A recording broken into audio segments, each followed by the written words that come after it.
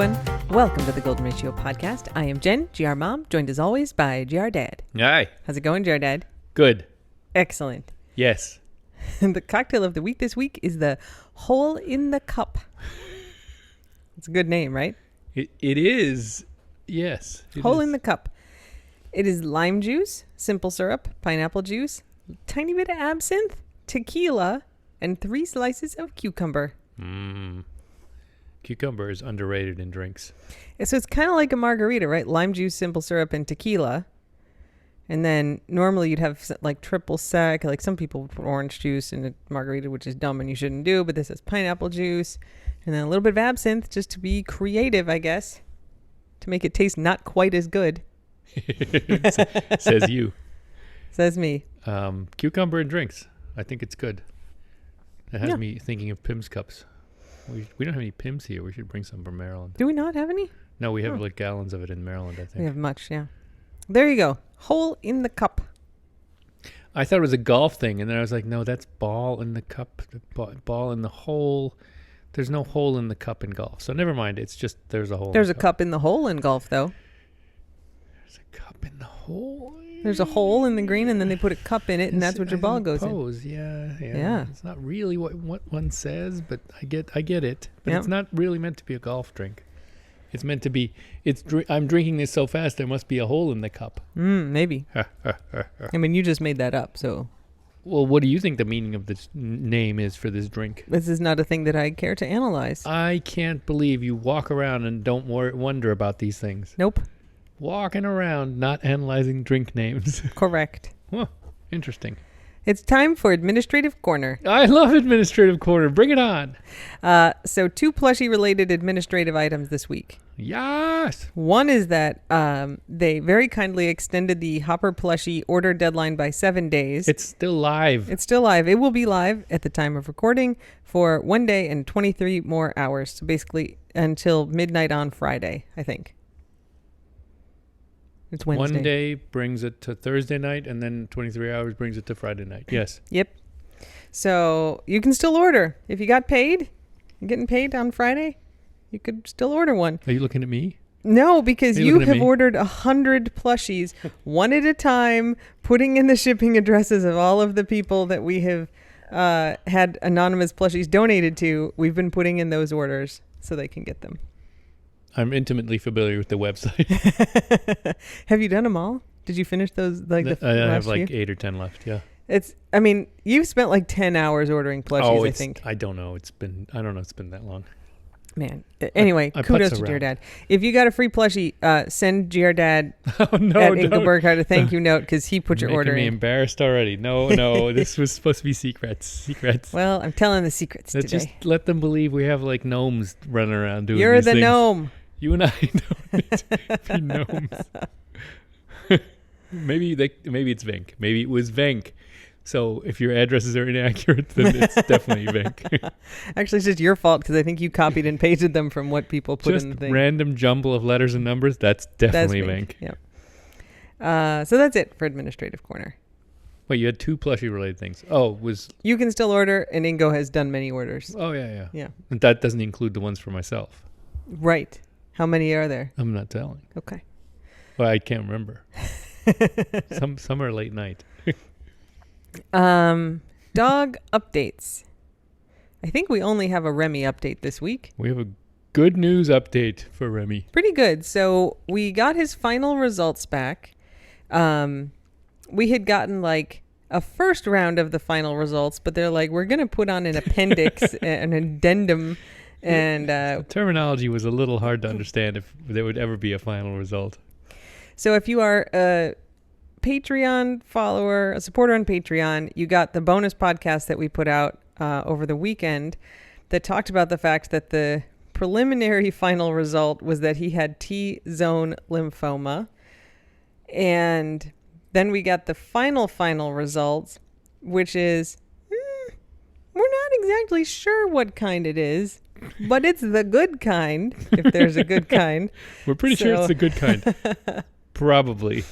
So and I am not a veterinarian, so please give all leeway to my uninformed answers here, my internet informed answers here. Yeah, you're just relaying your research. There are two main kinds of lymphoma, T cell and B cell. And most dogs get B cell, and that's the good kind. T cell lymphoma. It's the better kind. It's the better kind. Yeah. T cell lymphoma tends to be much more aggressive, and it's not quite as common, but it's not good. And so they come back and they're like T zone lymphoma. And I was like, well, that doesn't sound good. And the vet's like, I've never heard of this, but apparently it's not that bad. And so I go looking, and T zone lymphoma, even though it's a type of T cell lymphoma, is actually super slow growing, and it also doesn't really respond to chemo, and that's fine because dogs live a really long time if they have it. Like 70 months. Absolutely not 70 months. Crap. But 2 years sometimes. Crap. 2 years sometimes. 22 months. I thought I knew something, and I did not know this. 100% not 70 months. All right. Fine. But maybe 2 years. So like that was good. And they're like, but we need to do an addendum because we kind of think that's what it is. But we got to do this other PCR test, and then we will have the final results. Maybe it's going to take a while. Yeah. So if you are a Patreon, you heard the podcast with me talking all about T-zone lymphoma over the weekend. So we got the final results back yesterday on Tuesday. And the final results are, it is an indolent lymphoma. That they're insulting the lymphoma. It's so lazy. It just sits there and is indolent. So it means it's a slow progressing lymphoma. And they couldn't tell if it's a T cell or a B cell, which I don't know how the hell this is a thing that you can't even tell what kind it is, but whatever. Does he have mystery genes, mystery cells? I don't know. The vet was like, do you want me to send you the report? And I was like, sure. Will I understand any of it? She's like, I don't really even understand any of it. But she did talk to the oncologist at the lab, and the oncologist said that this is good news overall, that oftentimes this kind of lymphoma doesn't need any treatment, and dogs live a long, healthy, normal life. So she's like, you know, I know you guys had said you don't want to do this. I don't know this, but like, I think it might be worth going to an oncologist. And I was like, I already have an appointment at the oncologist. Because way ahead of you. When she called with the T-zone lymphoma, like tentative news, I was like, all right, well, like we should get in to see an oncologist. And oftentimes it's months to get into a specialist. And so it was a Saturday, and I sent an email like through the web form to the Animal Cancer Center in Miami asking for an appointment. And then they called me like an hour later on Saturday afternoon, and they're like, how's Friday? And I was like, Friday is great, my new friends. Are you not in the Florida Keys? So Friday, like 2 days from now when we're recording, Ingo is going to take Remy on a road trip up to Miami on the veterinary strip where all the other specialists are. You know, we can get his eyes checked at the same time. Yep. Get some Whole Foods. Why not? I probably am going to pick up some eye drops, aren't I? But it looks like what they're going to do is a whole bunch of like baseline diagnostics. So they'll do a chest x-ray. They'll do an ultrasound of his abdomen. I guess they're especially concerned about the spleen. They'll do some kind of sample from the liver just so they've got like baseline values. And then it sounds like we just kind of do like blood work every month or so and keep an eye on it. And as long as he's not showing any symptoms, which he's totally not right now, he's going to be fine for probably a long time. I'm not leaving him overnight. This is starting to sound like a lot of procedures. You might be there for a few hours, but it is not leaving him overnight. Well, yeah, okay, good. And they might not necessarily do all this stuff. They might just say, have your vet do this stuff for him. Oh, that's true. There's no magic to, if it's just a regular scanning x-ray of the lungs, they can do that in the vet. Yeah. So who knows? I mean, maybe they like, we'll just do it all here, and like, that's fine. Yeah. But anyway, so we will have more information on Friday. If you are a super follower or subscribe to us, support us on Patreon, you get like blow by blow live updates every time there's like dog medical stuff. Anytime we take a dog to the emergency vet, anytime we get results back, I always post like live updates to the Patreon. So if you want that level of detail, if you want the jarring uncertainty and the constantly contradictory information that we've been getting, Yay! Yep, you can join us on that journey. You can join us if for you feel $5 like a month. your life is too boring and you want to get some adrenaline jolts occasionally. Yes. Yep. So anyway, I mean, like, it's not great that he has lymphoma, but overall, it sounds like he's lucked into a not terrible kind.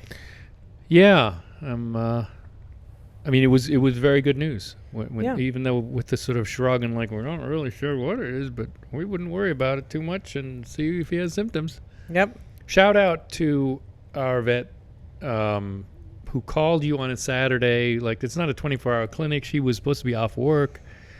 She's really conscientious and really does care. This isn't just standard run-of-the-mill stuff for her. She really likes Remy and Yep. She takes good care of him. Does a lot of work, yeah. So that's kind of it for dog updates. Remy's out of the cone and is trying to play with the dogs. Remy went swimming today. It was great. He was so happy. He was very pleased. He was like chomping on a ball. He was following the splashes. But now that you can see a little better, he's like almost jumping off the off the dock. If you just give him a little butt tap, I he'll did jump. not encourage. I don't He know. likes it. Do you think his head will go underwater? He likes it. When I give him the little butt tap, he like leaps and he does a full spread eagle and he splashes in the water and he loves it. I guess if it's high tide, it's not very far for him fine. to fall. All right. Give him fine. just a little butt tap. Don't throw him in. Just a little butt tap. Yeah. Okay. A little poosh. Next poosh. time. Maybe next time. All right. Hopper got her fentanyl patch off on Today. Well, yeah, she got the first one off. Oh yeah. And then she was still pretty sore the next day. So we got a new one and we put it on and then it wouldn't stay on. And so we brought her to the vet and they put it on a different spot. And so that's been on since the 10th, whenever that was, 5 days ago. So that came off today. Saturday. So she was able to swim. She So went that's pretty swimming good. today, yep. And she didn't want to get out of the water and kept wanting to go back in the water after I had her out. It was frustrating for me because she's going to overdo it. She's going to be sore and coming off fentanyl at the same time. Yep. But she's doing better. Guac and Brody and Vink and Nacho C. Fry are all fine. Yeah. Hopper does not need the cart at present. She's out of that. She's walking around Okay. by herself under her own power. Look, I know it's boring for you, but people don't know this. Oh, this is on the snaps. Never mind. Any other dog updates you want to add in? I don't know. Before your eyes roll all the way back in your head looking at me? Nah. Under ramblings this week, it is a big day in the Golden Ratio household. I like ramblings too. The 12-foot Home Depot skeleton has arrived, you guys. Much anticipated. Let me just shout out Home Depot text-based customer service. Like, I had texted them a little bit ago, and I was like, you guys, where's my skeleton? And the person that I texted with was great. It was like clearly a human who was not just reading a script at me, and we had a lovely conversation. This is what they said to me. I was like, can you check on this order? I don't know where it is. It's been in transit for like weeks. So they're like, all right, hang on. I'm going to have a few minutes and like call some people and figure out. That's really already good. And so as they're like, all right, it'll be 3 to 5 minutes, they say, before I go, did you know a fun fact about Home Depot? And now before I read this, I'm going to say, I thought maybe this is like a bot programmed thing. No, this is the only person who's done this to me. So it's like maybe part of their thing. Before I go, did you know a fun fact about Home Depot is a cat once lived inside a Home Depot for 13 years. As of 2014, a cat apparently named Depot had been living inside South Carolina Home Depot for 13 years, greeting customers and lounging in the gardening department. The cat kept setting off security alarms and was subject to being evicted, but online protests led a company spokesperson to declare Depot had tenure. Quote, I'd get rid of management before I'd get rid of the cat. Well, that's admirable. And they sent like 5 cat emojis. That's great. And I responded, Depot says cancel rent, LOL. And they responded with 2 like, you know, crying LOL emojis. So there's clearly like just some person who knows how to texting with me. They were great. Lots of emoji use, very helpful. they said, so they kind of got me some tracking info in a case, and they said, are there any other projects I can assist you with today? Heart emoji. And I said, this is it. Thanks. I'm excited to get my giant skeleton home. I appreciate your help. And they said, I'm excited for you. And then like 10 exclamation points and like 6 jack-o'-lantern emojis. And they figured it out. Like, they got me the tracking number to the shipping company that was bringing it to the like delivery last hub in Miami. And I've been tracking it. I have a bookmark in my browser, skeleton tracking. Yeah, this is like Santa tracking, except skeleton. So Monday, the skeleton is delivered to the facility in Miami that is then going to bring it to the house. So close. It's the same company. Estes is the company, I think. Estes Logistics. Yeah. They deliver all the Home Depot stuff. So I'm waiting for them to call me, because they always call me when they deliver stuff to set up a date to deliver it, and no one has called. And so it's Wednesday, and I'm like, all right, I just want to make sure it's not lost again. So I get on texting customer service today with Home Depot, and I get a person who's having a bad day. And they were not bad. Like, there was nothing mean or aggressive or whatever they said. It was just a very standard, like, I'm going to check, please verify this. And then they're like, it's out for delivery. And I was like, really? Like, can I have a tracking number? Is there a place I can see that? And they're like, here's a tracking number on the Estes website. And is there anything else you want? And I was like, so I'm looking at the Estes website, and they're like, you can call them. Here's the number. And I was like, okay. So I go to the Estes website, and it says appointment for Tuesday from 4 to 6 p.m. And I'm like, nobody called me to make this appointment. We were here. And it was Tuesday, and today is Wednesday. Yes. So I just get yesterday. right back on. Right? I'm like, because you got to call, and then you push a button, and they're like, we'll text you instead. So I get back on, and I get a new person who's just as lovely as the first person that I talked to. Maybe it was the first person. It's not, because I got names of all of them. Oh, right. Okay. It's a different person, but is great. Back to emojis? This person uses a lot of emoticons, like the colon parentheses. Ooh, old school. Smiley face emoticons. Boomer. And I'm like, here's the tracking number.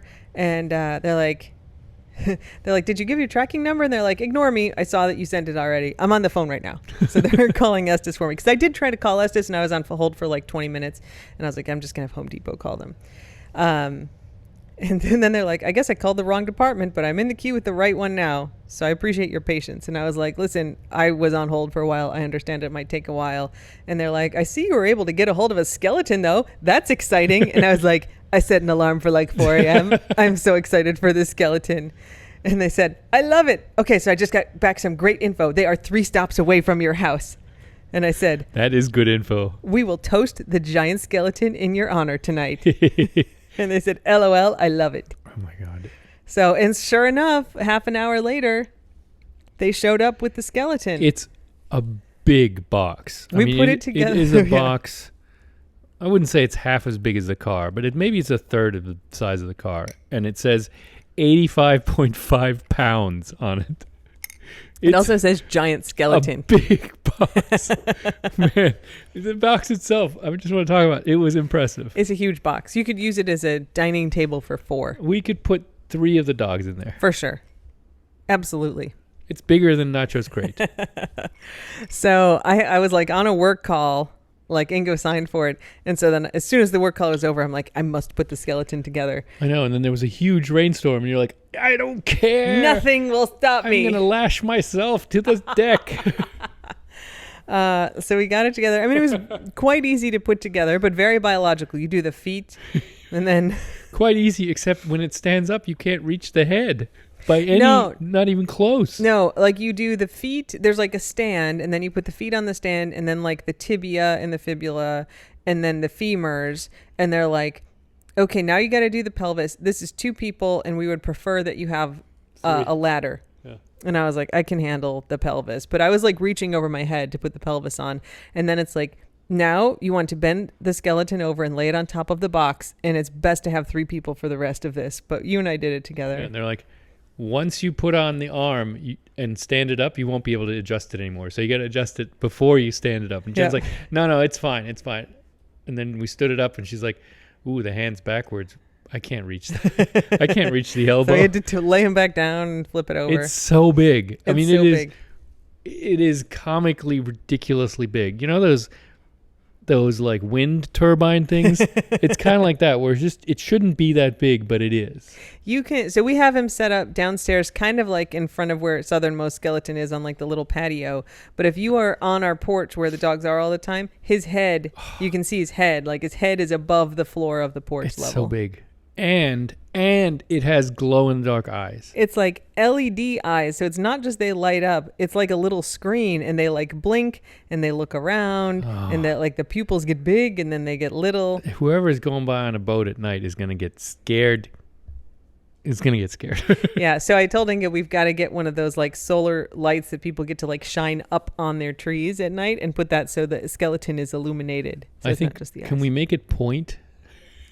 Make the skeleton point? Make it point at the boat that's going by. You can't articulate the hands. That's we true. do have one arm kind of sticking out though, like forward. Like trying to grab a soul. Yeah, exactly. It's good. You're going to have fun with the skeleton for a while because you have ideas. I think the skeleton is not coming down. Oh, no. Why? Perma-skeleton. We have 2 other skeletons that are perma-skeletons. Yeah. Yeah, we got room. Yep. It's not in the way. It's great. So that I am overjoyed. And I don't know if we said this on the regular pod last week. You had gone to Home Depot in Key West and they have one there. And I was like, I can't believe I got up at 4 a.m. to order one. But it turns out, no. It's just a display, and then it has a QR code on it that says, order this on HomeDepot.com. Except you cannot because they're sold out.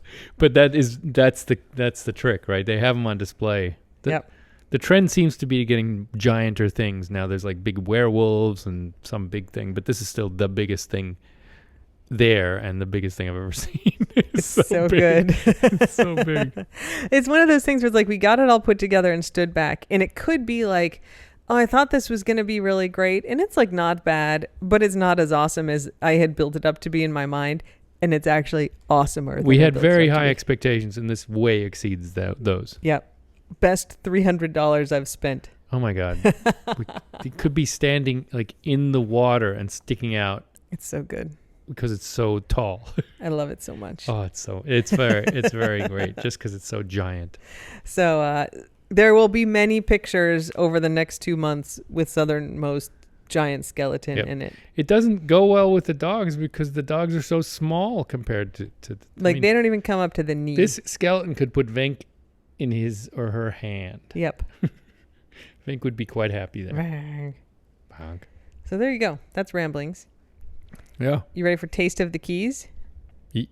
I don't know. Am I ready? I'm expectant. I'm excited. This is another little one. It's very short, and it's kind of repetitive, but it's a good one. Okay. A 45-year-old Lake of the Ozarks, Missouri man was arrested Sunday for exposing himself and urinating in public inside an Ocean Reef bar. Inside? Mm-hmm. Anthony was charged with disorderly intoxication. The sheriff's office was called to the Burgee Bar at approximately 1:37 a.m. Witnesses stated that Anthony exposed himself and urinated on himself as well as the bar floor. Anthony was taken to jail. Yeah. Oh. He just peed on himself and then peed all over the floor. We just saw some episodes of Drunk History with people that are way too drunk. I feel really bad for them. I know. I feel kind of bad for this. He was just way too drunk. And just was like... Yes, he's like, I really just have to pee. I think I'm at home. Took it out, peed all over himself. Probably, right? I mean, it doesn't... If he was an asshole otherwise, then I revise everything. But it just sounds a little pitiable, too. Yeah. He was taken to jail. Well, stop doing that. There are bathrooms 20 feet away. You don't need to drink that much. Also, 20 feet away, there are bathrooms. I know, but if you're drinking that much, you should have stopped like... Oh, yeah. 7 drinks ago. That's right. Make your third drink of water. Or what is it? Every third drink is a Coke. Is a Coke. or a water. I think that's a Quince Mountain rule. I think it's not a bad rule. It's a good one. But once you're real drunk, like if you want to get real drunk, like more power to you. And once you're real drunk, stop it. You're not going to feel better. There's a real slingshot effect though, right? Where you realize you're real drunk and you have like 3 drinks that haven't been processed yet that are going to come boomerang and get you. We were at a thing once. You can't undrink those anymore. I want to anonymize the event, but we were at an event put on by some people that you know at a bigger event. Yeah. And so it's a thing where a bunch of people show up and they have like tents, or, you know, you hang out with like your little group at the thing. And one of your friends was organizing one of the groups. I know now. It was anonymized though, yes. Yes. And we showed up and your friend was very drunk. Yeah. And by the time we had been there for 3 hours, your friend was like barely standing up drunk, really like, slurring his words really drunk. slurring. And I don't think I'd seen him that drunk before, but he was very friendly, but also just almost incapacitated drunk. And so at one point he was like talking to me or me and you, and he's like, give me a drink. And I was like, I will go get you a drink. He wanted like a wine spritzer. And I went up to the bartender. I was like 1 tablespoon of wine and all club soda. He's too drunk to know the difference at this point, and he does not need to drink anymore. Yeah. And I think he kind of looked at where he's like, what did you say to that guy about the drink? I was like, I just told him to make you a good one, man. Here you go. Yeah, thanks. Because it was like halfway through the event. He had like 3 or 4 more hours to go. It wasn't like it was done and everything was clearing out. He was the host. Yeah. It was not going to get better. It was too much. We've all been there, but that's bad. Yeah. So anyway, Anthony was taken to jail. Well, you know, there you go. I saw a story recently that they arrested 2 people in Key West who had a fast big boat. Oh yeah, with 55-gallon drums of gas in there, and what is it? The GPS with coordinates for the trip to Cuba marked on their GPS. There was absolutely no ambiguity about what they were. They were going to traffic some people, grab some people from Cuba, and bring them back to Florida. Yeah, they had snacks, they had water, they had gas and oil to go both ways, and then they had the route plotted out in their GPS. I kind of don't like that they call it a human smuggling venture, because it sounds like you're bringing people for like indentured servitude or like that's right. bad stuff, and it's like you're just going to save people who really want to get the fuck out of Cuba. I know. They had GPS waypoints to Cuba, a fuel transfer pump, satellite phone, gallons of marine oil, a large amount of water and soft drinks, and numerous life jackets. Yeah, that's a thing. They admitted they were aware the fuel drums were... Oh, they were just aware of the fuel drums. Yeah, the other guy said he was en route to Cuba for the purposes of human smuggling. Yeah, apparently it's also illegal to have, 3 55-gallon drums of fuel on your boat, just period. Well, probably for safety reasons, because they charge them with illegal transportation of gasoline or something. Yep. So that continues. I have heard interviews, like podcast interviews with people from Key West who are just like, if some Cubans happen to find their way to my place, I'll drive them up to Miami. No problem. I mean, same. Border Patrol doesn't need to know about everything. Yep. Okay. What's the German word of the week, Ingo? Oh yeah, it's not an inherently exciting word. I just want to talk about it because I had remembered something recently. Germans have a different word for everything. So there's the normal word for eating is essen. Ich esse das. Ich esse Abendessen. Ich esse Wurst. Mittagessen, yeah. Ich esse steak. So that's the normal word for eating. Mm-hmm. But they have a special word to describe animals eating, which is fressen. Essen und fressen. Essen und fressen. And they're, at least I was corrected many times on this, because I would say that the dogs, for example, are eating something, essen. And my dad was like, no, they fressen. And fressen is a very ugly sounding word, even in German. And it's very derogatory. If you're describing someone's table manners as fressen, der frisst das aber, it's very derogatory. I was going to ask, like, do people use fressen to talk about people in a derogatory or insulting way? Like if their table manners aren't very good, or if they're just eating too fast or whatever, friss nicht so is the saying, right? Don't eat like an animal like that, right? Yeah. But it's just a word, right? Friss nicht so is a phrase. But it sounds derogatory even when you use it about animals, probably. I feel it that way, right? Like if you go, look at those pigs eating that slop. Yeah. Like even if the pigs are eating technically a thing that slop is the word for, it still sounds derogatory. Yeah, I had the same I hate feeling. words like that. But I think it irritated me to be corrected that way, right? Yeah. Like I'm not, like I was being too kind to the animals, describing the way they eat in this dainty human-like way instead of the way it should be, which is fressen. They're just eating like animals. Demean them a little bit more. Demean them a little bit more. Yeah. And, I mean, I could see getting corrected if I'm saying the humans are eating like fressen, using the word fressen for humans, because that is derogatory. But this is the opposite. Like I was being too kind to animals. I got corrected. It still rankles me, and it's probably 45 years ago. Probably if your dad said that to me, I'd be like, nein, mein Hund, sie ist gut. Sie ist. Sie ist. Ja. Sie nicht frisst. Sie ist. Sie ist mit Messer und Gabel. Yeah. That's a good one. So, yeah, it's just more of a philosophical insight than I'm on your side. Interesting word. Yeah. Yeah. I like us learning just like some more basic German vocabulary too. There you go. Fressen und essen is two different words with totally different feelings. Yeah, that's good to know. No. All right. It's time for Ingo Corner, where you can talk about whatever you want, including nothing. Oh, I'm very pleased to have Remy out of the cone and on a good trajectory. I was really not happy with the way that was progressing. No. It was sad. And he wasn't as troubled by the cone because he really wasn't troubled by the cone at all. Pragmatic guy, but he's had a crappy life, right? He should be better. And now it's so nice having him out of there and being able to pet his head and having Remy back, being like his goofy little self. Yep. And being able to go in the water if he wants. It'll be nice. It's nice. It's been a long time. It's been like 4 weeks on this cone. Yeah, it has. It seems a little bit longer even, but it's been a while. So I'm happy to have him back. I'm happy to have Hops being able to swim again and be off the fentanyl. Yeah. So it's good. It's good to have everyone back. It sure is. Yeah, we had a lull, and then we had a real rough go for like a month. Yeah, that's right. And I we've had bad experiences with cancer before, and it was hard to figure out what was going to happen with Remy. Yep, I'm glad he's okay. Yeah. Also, I have a question. Is T-zone the part of your face that's the oily section? It is, which there is not, a T-zone. That's not what the lymphoma is referring to, but yes, it's also like your forehead, nose, and chin is like your the T-zone. Cosmetics industry invented this to say there's oily and there's dry skin or something. As far as I know, it was like invented in 17 magazine.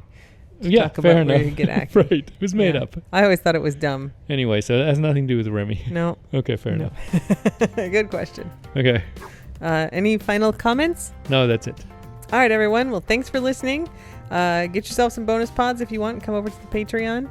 And until next time, Slava Ukraini. No kidding. And don't bite anyone unless they ask you to. Don't bite anyone unless they ask you to. Bye. Bye.